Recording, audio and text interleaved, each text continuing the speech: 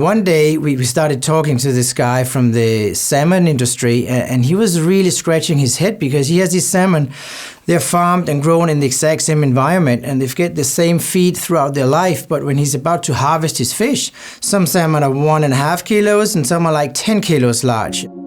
Normally, when you have this variation in morphology in an animal, like, you try to explain it with one of two factors. Either it's the genes, because they're genetically different, or it's the environment. I mean, they've had different conditions, different diets, and so on.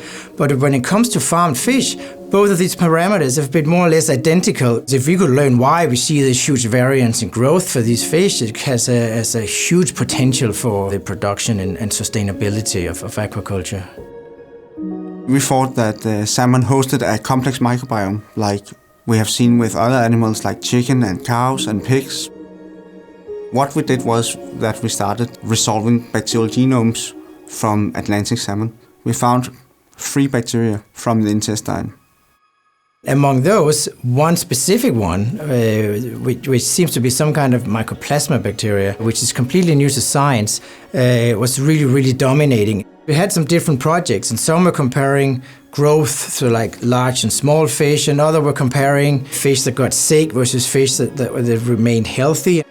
The fish that were high performers, no matter what study we looked at, all had a high composition or fraction of this Microplasma bacteria. We can see that its abundance is decreasing in salmon that get sick. And this is something we can use to probably monitor and detect outbreaks of diseases much earlier than you can do today, where you rely on visible symptoms in the fish. So basically now we need to figure out how we can stimulate an environment so that this bacteria is always present. How can we make sure that the bacteria is resilient towards external stresses?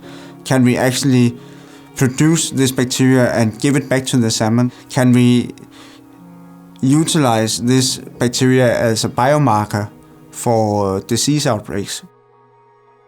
What I expect within agriculture is that if we solve all these questions, we will have a way more sustainable industry, because they will have to use less money on the production because of a higher conversion of feed. They would also have less disease outbreaks. And in general, we will also see that you can get bigger salmon for less money.